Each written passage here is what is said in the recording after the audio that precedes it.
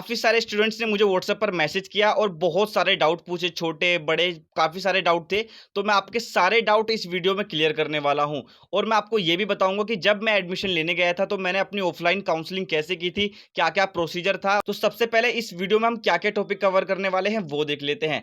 सबसे पहले मैं आपको बताऊँगा कि आपको कॉलेज कैसे जाना है, यानी मैं आपको मेट्रो का रूट बता दूँगा कि आपको कहाँ उतरना है और कैसे आपको ऑटो वगैरह लेना है। दूसरा, आपको डॉक्यूमेंट्स वगैरह कैसे कंप्लीट करने हैं। अगर आपके डॉक्यूमेंट्स कंप्लीट नहीं हुए काउंसलिंग के टाइम पे, तो आपको काफ़ी प्रॉब्लम हो सकती है। तो कितनी फीस आपको लेकर जानी है, यहाँ पर आपको फीस कितनी लेकर जानी है, हर कैटेगरी वाले को, हर कोर्स वाले को, वो बताऊँगा और आपको वहाँ पर फीस पे कैसे करनी है, वो भी बताऊँगा।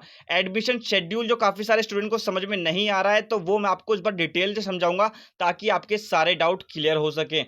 उसके बाद हॉस्टल किस-किस को मिलेगा, किस-किस को नहीं मिलेगा और क्या गलती आपको ऐसे नहीं करनी है जिससे आपका एडमिशन कैंसल हो जाए। आपको अपने घर से हमारे कॉलेज दीपसार कैसे आना है, उसका रूट क्या है? सबसे पहले आपको येलो लाइन पर जो साकेत मेट्रो स्टेशन है, वहाँ पर आना है। वहाँ से गेट नंबर 1 से आपको बाहर निकलना है। उसके बाद आपको ऑटो लेना है, ऑटो मिल जाएगा। लेकिन अगर आप बस से आना चाहते हो, तो आप थोड़ी दूर, जैसे गेट नंबर 1 से बाहर निकलोगे, थोड़ी दूर जाके ही वहाँ पर बस स्टैंड है। वहाँ से कोई सी भी बस पकड़ लोगे, 717, 419, कोई सी भी, वो आपको हमारे दीपसार कॉलेज लेकर आ जाएगी। आपको लेफ्ट हैंड साइड पे ध्यान देना है, 5-10 मिनट होगी। लेफ्ट हैंड साइड पर हमारा जो कॉलेज का गेट है, वो आपको दिख जाएगा। अब बात करते हैं आपके डॉक्यूमेंट्स के बारे में। काफ़ी सारे स्टूडेंट्स ने मुझे मैसेज किया कि सर हमारे डॉक्यूमेंट्स कंप्लीट नहीं है, प्रोविजनल सर्टिफिकेट नहीं है, कैरेक्टर सर्टिफिकेट नहीं है। तो इन सब में काफ़ी ज़्यादा कन्फ्यूजन हो रही है, तो एक बार आप डिटेल में कवर कर दो। मैं आपको अपने पर्सनल एक्सपीरियंस के साथ बताता हूँ। जब मैं दीपसार में एडमिशन लेने गया था, तो मेरे पास कुछ डॉक्यूमेंट्स नहीं थे और लेकिन फिर भी मेरा एडमिशन बी फार्मा में हो गया था। तो मैं आपको बताता हूँ कौन से डॉक्यूमेंट जो है आपके कंपलसरी हैं, कौन से कंपलसरी नहीं है। सबसे पहली बात, सबके हर बच्चे के पास 10th की मार्कशीट होनी कंपलसरी है और वो सभी के पास होती है। 12th की मार्कशीट भी आपके पास कंपलसरी है, ये आपके पास होनी ही होनी चाहिए। माइग्रेशन सर्टिफिकेट, देखो मैं खुद दिल्ली ओबीसी कैंडिडेट हूँ, तो मुझे दिल्ली में ओबीसी माइग्रेशन सर्टिफिकेट वहाँ पर नहीं लगा था। जो दिल्ली वाले बच्चे हैं, उनको माइग्रेशन ले जाने की कोई ज़रूरत नहीं है। वैसे आप ले जाओगे तो बेटर है। प्रोविज़नल सर्टिफिकेट हर दिल्ली वाले बच्चों को स्कूल से मिल जाता है, सीबीएसई इश्यू करती है। और गैप पीरियड, जो आपका गैप, अगर आपने 12th के बाद गैप किया है, तो उसका जो सर्टिफिकेट बनता है, वो मैंने हर बच्चे को व्हाट्सएप पर भेज दिया है। तो अगर आपको भी चाहिए, आपके पास नहीं है, तो आप मुझे व्हाट्सएप पर मैसेज कर देना। उसके बाद कैरेक्टर सर्टिफिकेट, देखो स्कूल में, हर किसी स्कूल में कैरेक्टर सर्टिफिकेट मिलता है, लेकिन कुछ स्टूडेंट के पास जो नॉन दिल्ली से बिलोंग करते हैं, उनके पास कैरेक्टर सर्टिफिकेट नहीं मिलता है। तो आप सिंपली अपने प्रिंसिपल से कैरेक्टर सर्टिफिकेट बनवा लो, उसमें है उसकी स्टैंप लगवा लो, वो भी वहां पर वैलिड हो जाएगा। उसके बाद मेडिकल सर्टिफिकेट, देखो मेरे पास जो सर्टिफिकेट नहीं था, वो था मेडिकल सर्टिफिकेट नहीं था उस टाइम जब मैं एडमिशन लेने गया था। तो मेरे पापा भी काफ़ी आस-पास घूमने लगे, डॉक्टर को ढूँढने लगे। तो आपको परेशान होने की ज़रूरत नहीं है, मैं आपको सर्टिफिकेट भेज दूँगा। आप किसी भी एमबीबीएस के पास जाना, उसे 150 ₹250 देना, वो आपका मेडिकल सर्टिफिकेट बना देगा। उसका फॉर्मेट क्या है, वो मैं आपको व्हाट्सएप पर भेज दूँगा। उसके बाद आपको चाहिए 2 पासपोर्ट साइज़ फ़ोटो, आपके पास होनी चाहिए। तो लकीली मेरे पास उस टाइम 2 पासपोर्ट साइज़ फ़ोटो थी। उसके बाद एक्नॉलेजमेंट स्लिप, देखो जो फॉर्म आपने फिल किया था, उसकी आपको बस एक प्रिंट आउट लेके जाना है वहां पर कंफर्मेशन के लिए। कास्ट सर्टिफिकेट, जो सबसे ज्यादा पंगा होता है वो कास्ट सर्टिफिकेट में होता है। जर्नल वाले जिनकी काउंसलिंग कल है, उनको तो कोई इशू नहीं होगा कि जो सबसे ज्यादा जो एडमिशन कैंसिल होते हैं, वो कास्ट सर्टिफिकेट की वजह से होते हैं, क्योंकि उनके जो कास्ट सर्टिफिकेट है, वो दिप्सरू के प्रोस्पेक्टस के हिसाब से नहीं होते हैं। तो वहां पर जो हमारी फैकल्टी है, देखो जो एडमिशन फैकल्टी होती है वो अलग होती है, जो काउंसलिंग फैकल्टी होती है वो अलग होती है। हमारी जो काउंसलिंग फैकल्टी होती है, वो हमारे सीनियर प्रोफेसर्स होते हैं, जो डॉक्यूमेंट्स प्रोस्पेक्टस के हिसाब से चेक करते हैं। अगर आपके कास्ट सर्टिफिकेट जो है वो प्रोस्पेक्टस के हिसाब से है, तो वैलिड होगा। अगर थोड़ा सा भी अलग है, तो यहाँ पर बिल्कुल भी वैलिड नहीं होगा, आपको काउंसलिंग से बाहर कर दिया जाएगा। सबसे ज्यादा जो इशू आता है, वो आता है दिल्ली ओबीसी वाले को, क्योंकि मैं खुद दिल्ली ओबीसी हूं, तो मुझे पता है कितना इशू आता है। तो पहले मैं आपको बता देता हूं कि दिप्सुर के प्रोस्पेक्टस में क्या फॉर्मेट दे रखा है और आपका सर्टिफिकेट कैसा होना चाहिए। देखो आप यहां पर स्क्रीन पर देख पा रहे होंगे, ये दिप्सुर की ऑफिशियल वेबसाइट पर जो प्रोस्पेक्टस है, उसका ये सर्टिफिकेट यहां पर दे रखा है, फॉर्मेट कैसा होना चाहिए। तो आपको फॉर्मेट देखने के लिए कुछ नहीं करना है, आपको सिंपली देखो, आपका आपके ओबीसी सर्टिफिकेट के साइड में दिल्ली लिखा हुआ है, तो आपका सर्टिफिकेट वैलिड है, यहां पर एक्सेप्ट हो जाएगा। लेकिन अगर आपके ओबीसी सर्टिफिकेट के साइड में दिल्ली नहीं लिखा हुआ है, तो ये मानो कि यहां पर ये सर्टिफिकेट नहीं चलेगा। मैं बार बार बता चुका हूं, तो आपको अपना ओबीसी सर्टिफिकेट सही करवा लो। अगर आपका सर्टिफिकेट सही नहीं होता है, तो आप मुझे मैसेज कर सकते हो, मैं आपको गाइड कर दूंगा कि आपको ओबीसी कैसे सही करवाना है। अब देखो ये जो सर्टिफिकेट है इसके साइड में दिल्ली नहीं लिखा हुआ है, तो जो हमारा प्रोस्पेक्टस है उसमें साइड में दिल्ली लिखा हुआ था, यहाँ पर दिल्ली नहीं है, तो ये सर्टिफिकेट यहाँ पर वैलिड नहीं होगा। तो अब इस बात को मैं दोबारा नहीं समझाऊंगा और मैं आपको जो सर्टिफिकेट वैलिड होता है वो मैं आपको दिखाता हूं। अब ये देखो, देखो ये जो सर्टिफिकेट है इसके साइड में ओबीसी सर्टिफिकेट के साइड में दिल्ली लिखा हुआ है, यानी ये जो फॉर्मेट है ये आपका वैलिड है, सिर्फ यही फॉर्मेट वैलिड है, ये बात आप ध्यान कर लो। इसके अलावा अगर आपके पास कोई और सा फॉर्मेट है तो वो वैलिड नहीं होगा। आपको जब भी काउंसलिंग से बाहर कर दिया जाएगा और आपको सीट देने से मना कर दिया जाएगा, उस टाइम आप कुछ भी नहीं कर पाओगे। अभी आपके पास टाइम है, 10 दिन कुछ बचे हुए हैं, तो आप अभी ओबीसी सर्टिफिकेट सही करवा सकते हो। तो अगर जिसको सही करवाना हो तो वो मुझे मैसेज कर सकता है। और अगर आपका ओबीसी 1 अप्रैल 2024 से पहले बना हुआ है तो आपको एनसीएल बनवा के लाना होगा। एनसीएल अलग बनता है, तो आपको वो बनवा के लाना है। उसके बाद आपको आधार कार्ड की फोटोकॉपी लानी है। तो ये आपके डॉक्यूमेंट से रिलेटेड जितने भी डाउट हैं वो मैंने क्लियर कर दिए हैं। तो आपको ऐसे घबराने की जरूरत नहीं है कि आपके पास डॉक्यूमेंट्स नहीं हुए। देखो अगर आपके पास गैप सर्टिफिकेट नहीं होगा एडमिशन के टाइम पे या फिर मेडिकल सर्टिफिकेट नहीं होगा, तो क्या है जो हमारे प्रोफेसर होते हैं जो काउंसलिंग में डॉक्यूमेंट्स चेक करते हैं, वो आपको एक एनओसी देंगे, उस पर आपको साइन करना होगा और आपको कुछ टाइम मिलेगा। उस टाइम के पीरियड के बीच में आपको अपने सारे डॉक्यूमेंट सबमिट करने हैं।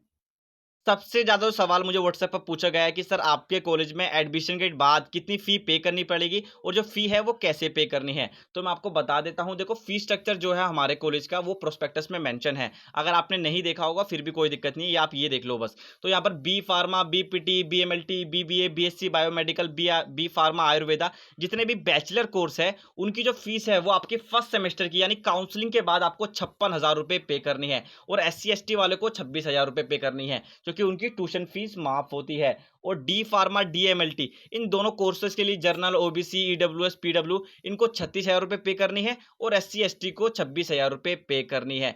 अब यहाँ पर जब आपका एडमिशन हो जाएगा तो पे कैसे करोगे।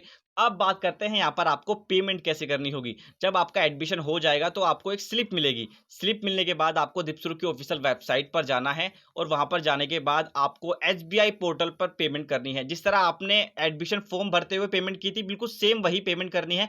किसी को भी कैश ले जाने की जरूरत नहीं है। आप अपना एटीएम कार्ड लेके जाओ, अगर आप यूपीआई करते हो तो आप यूपीआई से भी वहां पर पेमेंट कर सकते हो। तो आपको 56,000 रुपये भरनी है बैचलर वालों को, 26,000 रुपये आपको एससी एसटी वालों को, और डिप्लोमा में आपको 36,000 रुपये भरनी है। तो ये आपका फीस के रिलेटेड डाउट था, और भी कोई डाउट होता आप मुझसे पूछ सकते हो। अब बात करते हैं एडमिशन शेड्यूल के बारे में, जिसके बारे में सबसे ज्यादा डाउट मेरे पास आए हुए थे वो ये भी था। तो आपको बता देता हूं, कल से जो काउंसलिंग स्टार्ट होगी वो दिल्ली जर्नल वालों की होगी। यूजी में जितने भी कोर्स हैं, D pharma, B pharma, BPT, BMLT, जितने भी कोर्स हैं सबकी काउंसलिंग कल से स्टार्ट होगी। तो देखो स्टार्टिंग के जो बच्चे हैं यहाँ पर 1 से 150 रैंक वाले जो बच्चे हैं उनको आना है, आपको 9:30 बजे हमारे कॉलेज में आ जाना है। 11 बजे तक आपकी काउंसलिंग स्टार्ट होगी।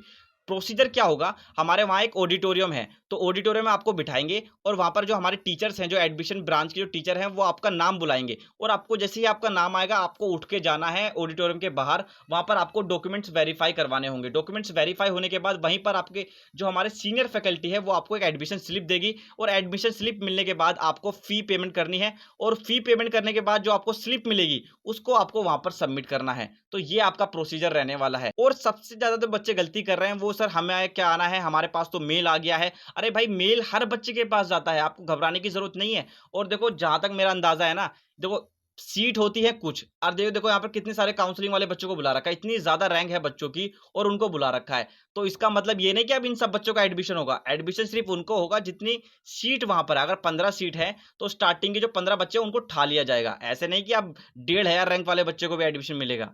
तो ऐसा अपने पेरेंट्स को, देखो अपने पेरेंट्स को ना थोड़ा समझा के जाना कि पापा वहां पर एडमिशन हो भी सकता है, नहीं भी हो सकता है। कहीं आप ये कंफर्मेशन लेके जाओ कि मेरे पास मेल भी आ गया है, मेरे पास ये भी आ गया है, वो भी आ गया, अब तो एडमिशन हो जाएगा।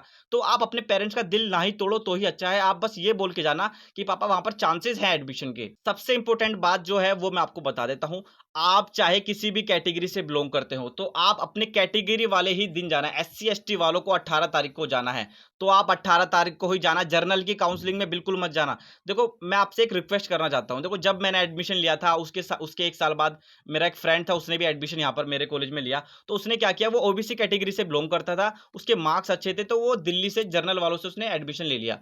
अब उसने जनरल कैटेगरी से एडमिशन लिया, मैंने उसको समझाया था कि भाई जनरल से एडमिशन मत लियो। वैसे ही जनरल वाले बच्चों के पास सीट्स कम होती हैं, आप उनकी सीट खा जाओगे तो आपके पास अपनी कैटेगरी में सीट है तो आप अपनी कैटेगरी से एडमिशन ले लो। तो जनरल वाले की सीट ना ही खराब करो। तो जिस दिन आपकी कैटेगरी का जो काउंसलिंग होगी उसी दिन आपको जाना है। जनरल वाली काउंसलिंग में बिल्कुल मत आना। मेल का मतलब ये नहीं है कि आपको जनरल वाली काउंसलिंग में आना है, ठीक है। अब ये देखो दिल्ली एससी वाले बच्चे हैं, मेरे पास कुछ बच्चों का मैसेज आया कि सर हम तो दिल्ली एससी एसटी से बिलोंग करते हैं, हमारे पास मेल भी आ गया है, हम तो काउंसलिंग करने कल जा रहे हैं। तो भाई आपको जाने की जरूरत नहीं है। आपको अगर आपका एडमिशन जर्नल कैटेगरी से होगा तो आपको 4 साल के लिए जर्नल ही ट्रीट किया जाएगा। जो आपकी स्कॉलरशिप वगैरह है ना वो सब मारी जाएगी। तो यहाँ पर ये भी ध्यान रखना, आप जब आपका एडमिशन स्लिप मिलेगी ना तो वहां पर लिखा हुआ आएगा दिल्ली जर्नल, वहां पर एससी एसटी लिखा नहीं आएगा। और जो आपको जो स्कॉलरशिप वगैरह मिलती है वहां पर भी आपको काफी दिक्कत आने वाली है। तो ये समझ जाना है एससी एसटी वाले बच्चों, आपको तो स्कॉलरशिप काफी अच्छी मिलती है। के बाद 19 तारीख को जाना है ओबीसी वालों को। वैसे ओबीसी वाले जो बच्चे हैं उनका मैं थोड़ा सा बता दूं कि काफी जो बच्चे हैं यहाँ पर एडमिशन तो कैंसिल होने वाला है, क्योंकि ओबीसी तो सही होता ही नहीं किसी का भी, 90% बच्चों का ओबीसी गलत ही होता है।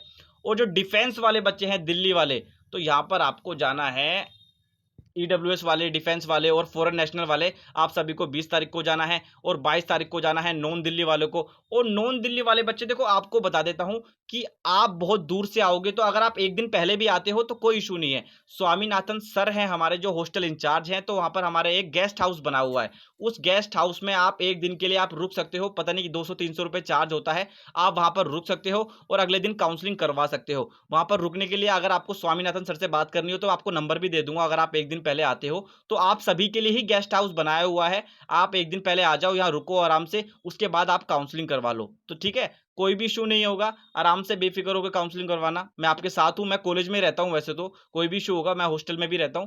तो हॉस्टल से अगर आपको कोई इशू होता है तो आप मुझे मैसेज कर सकते हो। अब बात करते हैं हॉस्टल आपको कैसे मिलेगा। देखो हॉस्टल लेने के लिए आपके पास 2-3 कंडीशन होनी चाहिए, वो अगर आपने फुल कर दी तो आपको हॉस्टल मिल जाएगा।